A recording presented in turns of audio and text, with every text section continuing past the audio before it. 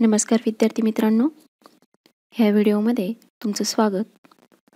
बघा, मागच्या व्हिडिओमध्ये आपण व्यावसायिक अर्थशास्त्र म्हणजे काय आणि व्यावसायिक अर्थशास्त्राची स्वरूप पाहिलं. ह्या व्हिडिओमध्ये आपण पाहणार आहोत की व्यावसायिक अर्थशास्त्राची व्याप्ती म्हणजे काय. आता व्याप्ती म्हणजे काय, तर थोडक्यात व्यावसायिक अर्थशास्त्रामध्ये ज्या ज्या घटकांचा अभ्यास केला जातो ते सर्व घटक हे व्याप्तीमध्ये समाविष्ट होतात. व्याप्ती म्हणजे काय, की व्यावसायिक अर्थशास्त्रामध्ये कोणकोणत्या घटकांचा अभ्यास केला जातो. ठीक आहे. आता आपण पाहतो बघा, दिवसेंदिवस व्यावसायिक अर्थशास्त्राची जी व्याप्ती ही व्याप्ती व्यापक होत चाललेली, फार मोठ्या प्रमाणात वाढत चाललेली. कारण व्यावसायिक अर्थशास्त्रामध्ये अनेक गोष्टींचा आता अभ्यास केला जाऊ लागला. त्यामुळं व्याप्ती ही व्यापक होत चाललेली आपल्याला दिसते. आता व्याप्तीमध्ये जे घटक येतात ते घटक बघा खाली मी दिलेले आहेत. कोणते, तर थोडक्यात उपभोगाचे सिद्धांत असतील, उत्पादनाचे सिद्धांत असेल, किंमत सिद्धांत, उद्योग संस्थेचे सिद्धांत, नफ्याचे सिद्धांत, भांडवलाचे सिद्धांत, वितरणाचे सिद्धांत, मालसाठा व्यवस्थापन, जाहिरातबाजी. आपण हे सगळं पुढे स्पष्टीकरण पाहणार आहोत.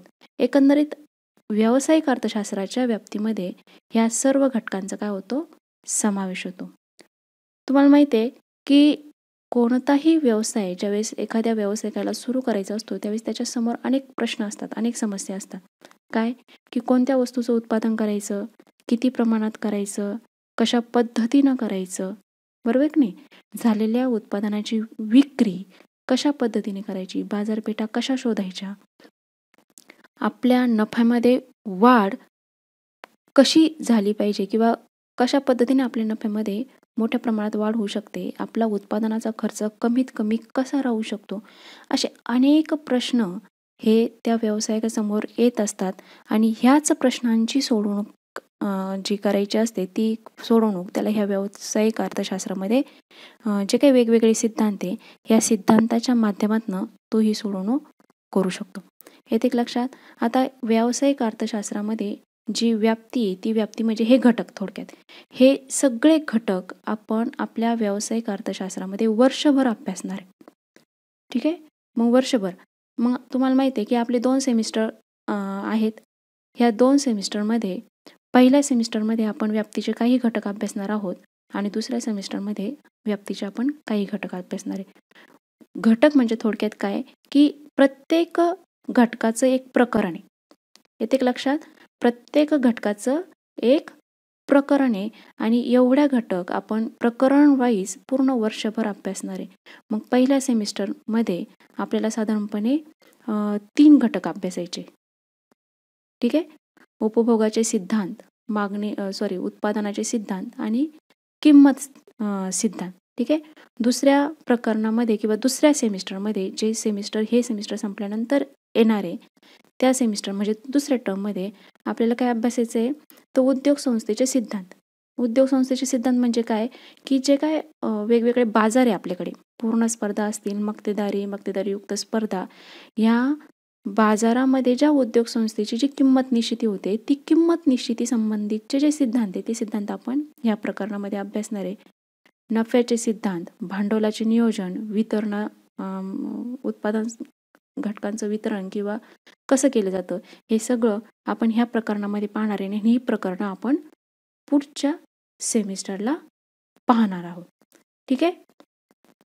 आता बघा, हे प्रत्येक घटक आपण सविस्तर हे ते प्रकरण सुरू होत असताना पाहणार आहे.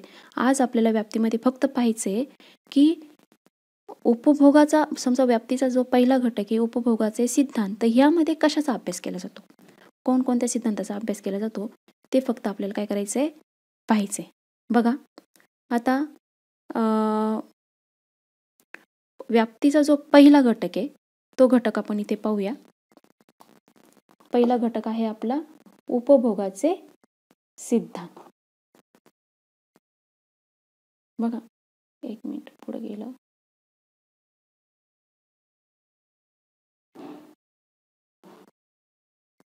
बघा, व्यावसायिक अर्थशास्त्राची व्याप्तीतला पहिला घटक आपण आता इथे पाहणार आहोत, उपभोगाचे सिद्धांत.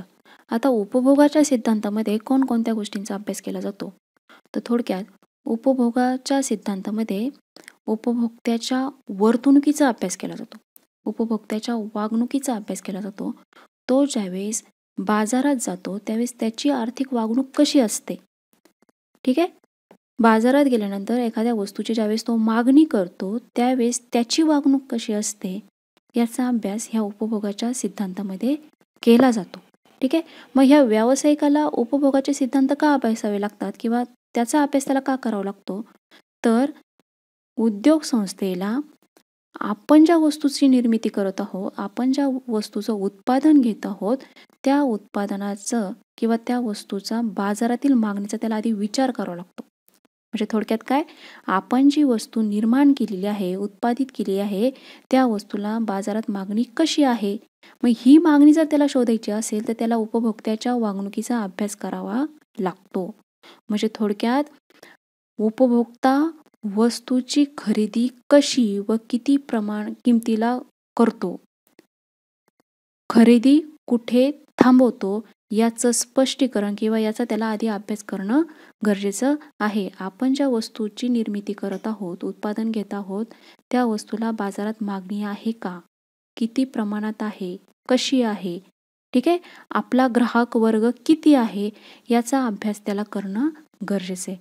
त्याचबरोबर उपभोक्त्याच्या आवडीनिवडी, त्याचं उत्पन्न, किंमत या घटकात बदल झाल्यास त्याच्या मागणीवर काय परिणाम होतो याचाही अभ्यास त्याला करणं गरजेचं असतं, ठीक आहे.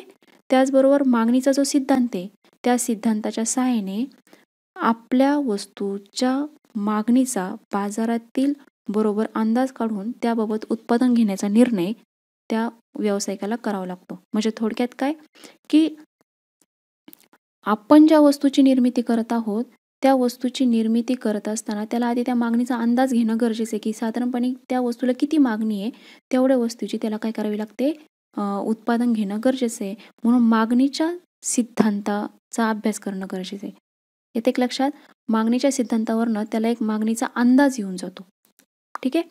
त्याचबरोबर मागणीच्या लवचिकतेचाही त्याला अभ्यास करणं गरजेचं आहे, की आपल्या वस्तूच्या मागणीची लवचिकता कशी आहे, ठीक आहे. आपल्या वस्तूला असणारी लोकांची जी मागणी आहे ती मागणी लवचिक आहे का, अलवचिक आहे का, कमी लवचिक आहे का, जास्त लवचिक आहे, हे त्याला आधी अभ्यासणं गरजेचं आहे. येते एक लक्षात. त्याचबरोबर त्याला आपल्या वस्तूच्या मागणीचा पूर्व अंदाज करणं सुद्धा गरजेचं आहे, की भविष्यामध्ये आपल्या वस्तूला मागणी किती राहू शकते, ठीक आहे. त्याचा अंदाज करून त्याला उत्पादन घेणं गरजेचं असतं. म्हणून व्यावसायिकाला कोणत्याही वस्तूचं उत्पादन घेत असताना उपभोगाच्या सिद्धांताचा अभ्यास करणं गरजेचं आहे.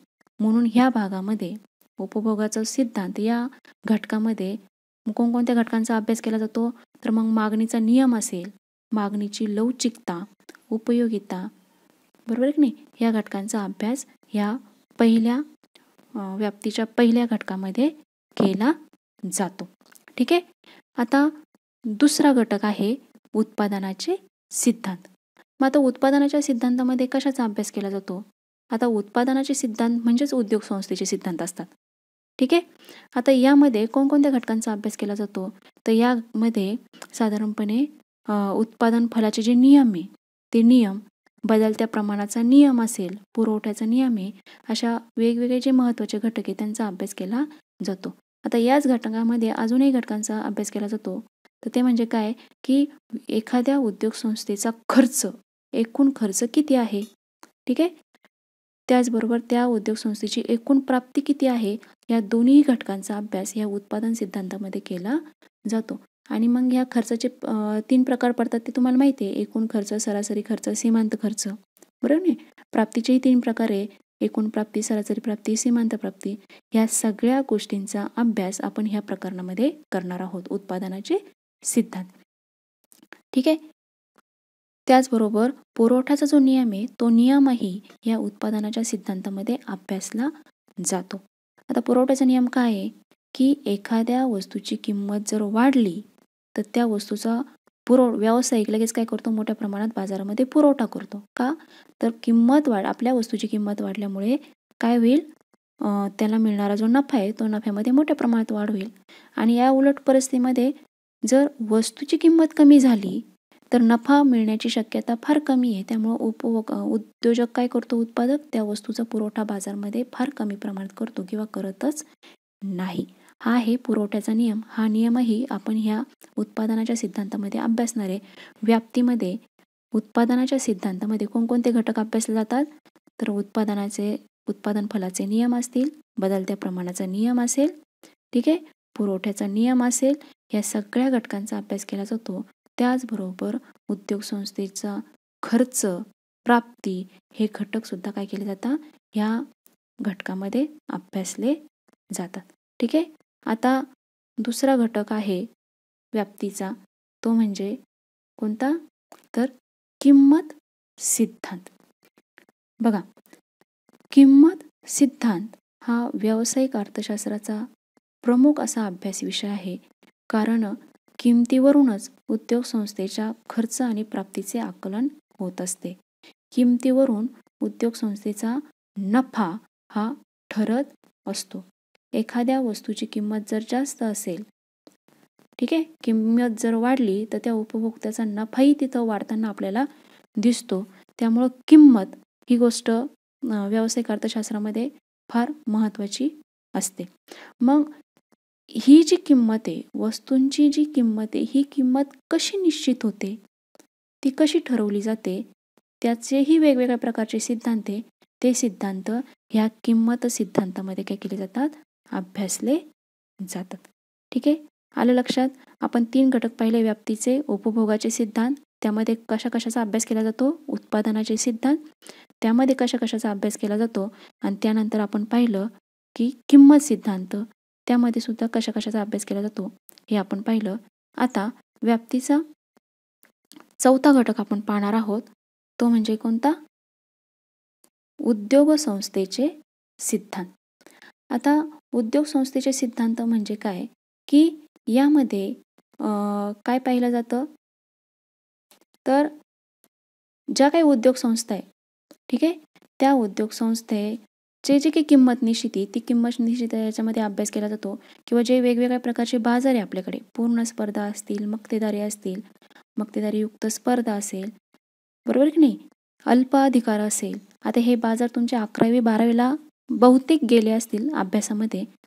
हे जे बाजार आहे, ह्या बाजारामध्ये उद्योग संस्थेची किंमत आणि उत्पादन निश्चिती कशी होते, त्याचा अभ्यास ह्या उद्योग संस्थेच्या सिद्धांतामध्ये केला जातो. म्हणजे थोडक्यात काय, की पूर्ण स्पर्धा आहे, मग पूर्ण स्पर्धा बाजार प्रकारामध्ये उद्योग संस्थेची किंमत निश्चिती कशी होते, किंमत आणि उत्पादन निश्चिती कशी होते.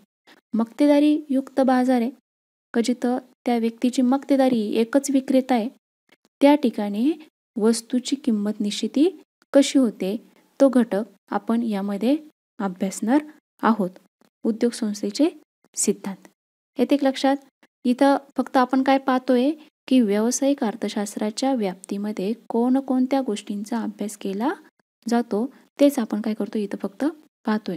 मग उद्योग संस्थेच्या सिद्धांतामध्ये कशाचा अभ्यास केला जातो, तर वेगवेगळ्या ज्या उद्योग संस्था आहे, वेगवेगळे जे बाजार आहे, पूर्ण स्पर्धा, मक्तेदारीयुक्त स्पर्धा, अल्पाधिकार, या बाजारामध्ये उद्योग संस्थेच्या किमती कशा ठरतात, ठीक आहे, त्यांची किंमत विषयक धोरणे, अंदाज कशी असतात, याचा अभ्यास या चौथ्या घटकामध्ये आपण पाहणार आहोत. 5वा व्याप्तीचा घटक आहे, तो म्हणजे वितरणाचे सिद्धांत. आता वितरणाचे सिद्धांत म्हणजे काय, की व्यावसायिक अर्थशास्त्रामध्ये उत्पादन घटकांच्या ज्या किमती आहे, ठीक आहे, आणि राष्ट्रीय उत्पन्नातील त्यांचा वाटा, याविषयी अभ्यास केला जातो. आता उत्पादन घटक कोणते, तुम्हाला माहिती आहे, ते कोणते, भूमी, श्रम, भांडवल आणि संयोजक. या उत्पादन घटकांना दिले जाणारे जे मोबदले, ते मोबदले कोणते, खंड, वेतन, व्याज आणि नफा, बरोबर नाही. मग ह्याबद्दल सुद्धा वेगवेगळे सिद्धांत आपल्या व्यावसायिक अर्थशास्त्रामध्ये आहे. खंडाचे सिद्धांत, वेतनाचे सिद्धांत, व्याजाचे सिद्धांत, नफाचे सिद्धांत या सगळ्या सिद्धांताचा अभ्यास यामध्ये समाविष्ट होतो. वितरणाच्या सिद्धांतामध्ये थोडक्यात काय की जर एखाद्या व्यावसायिकाने भूमी कामावर घेतली, म्हणजे थोडक्यात काय की एखाद्या व्यक्तीला व्यवसाय सुरू करायचा आहे पण त्याच्याकडे स्वतःची अशी जमीन नाही आहे, मग त्याला काय करावं लागतं की एखादा गाळा किंवा एखादी इमारत त्याला भाड्याने घ्यावी लागते. येते एक लक्षात. मग ती इमारत भाड्याने घेत असताना त्या इमारतीला किती खंड देणं गरजेचं आहे, त्याला आपण आपल्या भाषेमध्ये भाडं म्हणतो. किती भाडं द्यावं येते एक लक्षात. व्यवसाय सुरू करत असताना एखाद्या वस्तूचं उत्पादन घेत असताना कामगार त्याला कामावर घ्यावे लागतात. येते एक लक्षात. मग हे कामगार कामावर घेत असताना, श्रमिक कामावर घेत असताना त्याला वेतन किती द्यावं लागेल, त्याचे पण वेगवेगळे सिद्धांत आपल्याकडे. ठीक आहे. भूमी किंवा भांडवल असेल, ते भांडवल ज्यावेळेस आपण घेतो हा सुद्धा एक उत्पादनाचा घटक आहे. मग ह्या भांडवलाला व्याज किती द्यायचं येते एक लक्षात. म्हणून हे जे काही उत्पादन घटक आहे, खंड, वेतन, व्याज आणि नफा यांचे जे सिद्धांत आहे, ह्या सिद्धांताचा अभ्यास या व्याप्तीमध्ये केला जातो. म्हणून वितरणाचे सिद्धांत याच्या अंतर्गत आपल्याला कशाचा अभ्यास करावा लागेल, तर जे उत्पादन घटक आहे त्या उत्पादन घटकांना दिले जाणारे जे मोबदले, त्या मोबदल्याचं वाटप कसं केलं जातं येते लक्षात. म्हणून त्या मोबदल्याचे जे काही सिद्धांत आहे ते सिद्धांत आपल्याला इथं अभ्यासणं गरजेचं आहे. म्हणजे खंड, वेतन, व्याज आणि नफ्याचे सिद्धांत. आलं लक्षात. पुढचा घटक आहे तो म्हणजे नफ्याचे सिद्धांत. ठीक आहे. आता बघा, नफा मिळवणे हे प्रत्येक उद्योजकाचे ध्येय असते, बरोबर नाही. तुम्हाला माहिती आहे कोणतीही उद्योग संस्था ज्यावेळेस सुरू होते, कोणताही व्यवसाय ज्यावेळेस सुरू होतो त्याचं प्रमुख आणि मुख्य उद्दिष्ट नफा मिळवणे हेच असते. मग नफा म्हणजे काय, तर उद्योग संस्थेला मिळणारी एकूण प्राप्ती, ठीक आहे, आणि त्या उद्योग संस्थेचा एकूण खर्च याच्यातील जो काही फरक आहे त्या फरकाला काय म्हटलं जातं, नफा. ठीक आहे. त्या फरकाला काय म्हटलं जातं, नफा. मग याच्या संदर्भात प्राप्तीत वाढ कशी करावी आणि खर्चात घट कशी करावी याचा अभ्यास ह्या व्यावसायिक अर्थशास्त्रामध्ये केला जातो. म्हणजे थोडक्यात कोणताही व्यावसायिक नफा मिळवणे हे त्याचं ध्येय असतं. त्यामुळं नफा जास्तीत जास्त मिळवण्यासाठी आपल्या प्राप्तीमध्ये वाढ कशी होईल आणि आपल्या व्यवसायाचा जो खर्च आहे तो खर्च कमीत कमी कसा होईल याचा अभ्यास त्याला करावा लागतो. म्हणून नफ्याच्या सिद्धांताअंतर्गत नफ्याचे जे वेगवेगळे सिद्धांत आहे त्या सिद्धांताचा अभ्यास केला जातो. ठीक आहे. त्यानंतर व्याप्तीचा पुढचा घटक आहे 7वा, तो म्हणजे भांडवलाचं नियोजन. ठीक आहे. आता यामध्ये काय की भांडवलाशिवाय कोणतीही व्यवसाय संस्था अस्तित्वात येऊ शकत नाही. व्यवसाय जर सुरू करायचा असेल तर मोठ्या प्रमाणात भांडवल असणं गरजेचं आहे. भांडवलाशिवाय व्यवसाय सुरूच होऊ शकत नाही. ठीक आहे. मग जर व्यवसाय सुरू करायचा असेल तर हे भांडवल आणायचं कुठून, ठीक आहे, भांडवल आणायचं कुठून, त्याचं व्यवस्थापन कसं करायचं किंवा व्यवसाय संस्थेचं अस्तित्व टिकून ठेवण्यासाठी सतत भांडवलाचा पुरवठा कसा होईल याचा अभ्यास या ठिकाणी करणं गरजेचं आहे. ठीक आहे. हा अभ्यास प्रत्येक व्यावसायिकाला करावा लागतो की आपला व्यवसाय जर आपल्याला वाढवायचा असेल किंवा आपल्या व्यवसाय जर आपल्याला सुरू करायचा असेल, सुरू केलेल्या व्यवसायाचा जर विस्तार करायचा असेल तर आपल्याला मोठ्या प्रमाणात भांडवलाची गरज आहे. मग हे भांडवल कुठून उपलब्ध होईल, ते भांडवलाचे स्रोत, भांडवलाचा पुरवठा कुठून येईल ते स्रोत त्याला अभ्यासणं गरजेचं आहे. मिळालेल्या भांडवलाचं व्यवस्थापन कसं करावं लागेल त्याचा अभ्यास त्याला करणं गरजेचं आहे. म्हणून या भागामध्ये भांडवलाचा नियोजनाचा अभ्यास केला जातो. ठीक आहे. आता पुढचा मुद्दा आपण पाहणार आहोत तो म्हणजे मालसाठा व्यवस्थापन. ठीक आहे. आता मालसाठा व्यवस्थापन म्हणजे काय, तर उद्योग संस्थेला उत्पादनासाठी कच्च्या मालाची आवश्यकता असते, बरोबर आहे की नाही. आणि त्याला जर त्याचा व्यवसाय कंटिन्युअस चालू ठेवायचा असेल, त्याचं उत्पादन जर त्याला कंटिन्युअस चालू ठेवायचं असेल तर त्याला ह्या कच्च्या मालाचा साठा करून ठेवणं गरजेचं आहे. म्हणजे थोडक्यात कच्च्या मालाचा त्याला शॉर्टेज होणार नाही आणि त्याच्या उत्पादनामध्ये खंड पडणार नाही. मग या ठिकाणी कच्च्या मालाचा आदर्श साठा किती असावा, जेणेकरून मोठ्या प्रमाणात भांडवल गुंतून राहणार नाही आणि उद्योग संस्थेला कच्च्या मालाची टंचाई भासणार नाही. येते लक्षात? म्हणजे थोडक्यात या भागामध्ये काय पाहिलं जातं की उद्योग संस्थेला कच्च्या मालाची आवश्यकता आहे, त्याचा साठा करून ठेवणं गरजेचं आहे. पण तो साठा अशा पद्धतीने होणं गरजेचं आहे की भांडवल सुद्धा मोठ्या प्रमाणात गुंतलं नाही पाहिजे आणि कच्च्या मालाची टंचाई सुद्धा भासली नाही पाहिजे. बरोबर की नाही? मग हा जो प्रश्न व्यवस्थापकासमोर असतो की आदर्श साठा किती असावा, त्याची सोडवणूक, त्याचं उत्तर ह्या व्यावसायिक अर्थशास्त्रामध्ये आपल्याला पाहायला मिळतं. ठीक आहे.